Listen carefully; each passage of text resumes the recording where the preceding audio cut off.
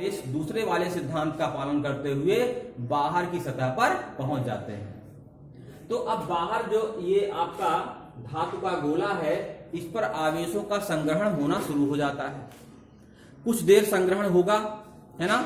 जब आवेशों का मान बढ़ना शुरू होगा तो क्या होगा, एक निश्चित सीमा के बाद वहां की जो वायु होती है, उस वायु की जो परावैद्युत सामर्थ्य होती है वो टूट जाती है। इसका नहीं मतलब यहाँ पर वायु है और हमने इसमें एक पृष्ठ रख दिया, इस पृष्ठ पर आवेश पहले कम थे, फिर ज्यादा हो गए, फिर ज्यादा हो गए। एक निश्चित सीमा से आवेश जब यहाँ जमा हो जाएंगे तो यहाँ की जो वायु होती है, उस वायु को मतलब वायु अब इन आवेशों को अपने अंदर जो है लेना शुरू कर देगी, मतलब वायु में आवेश जाना शुरू कर देंगे। समझ रहे बात को। तो वायु की जो परावैद्युत सामर्थ्य होती है वो टूट जाती है, अर्थात वायु जो है अब आवेशों का संग्रहण करना शुरू कर देती है और वहां की वायु तब चालकीय वायु हो जाती है। तो उस चालकीय वायु में क्या होता है कि जो आयन होते हैं, आपके जो आवेश होते हैं, वह विचरण करना शुरू कर देते हैं। ठीक है। और जब आवेश विचरण करना शुरू करेंगे तो कुछ देर आवेशों का उत्सर्जन होगा। जब ज्यादा आवेश हो जाएंगे तो आवेश तेज गति में जाना शुरू कर देंगे, मतलब सतह से आवेशों का उत्सर्जन शुरू हो जाता है।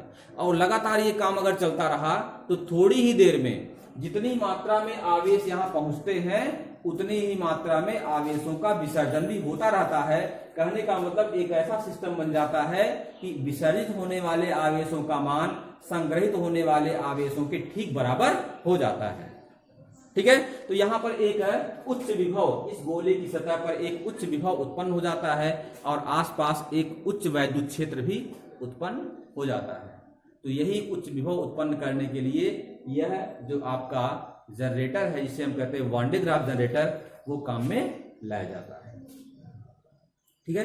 तो चैप्टर आपका समाप्त हो गया है। ये लास्ट टॉपिक था। इसमें न्यूमेरिकल्स आप लगा लीजिएगा, न्यूमेरिकल आप पूछिएगा। ठीक है।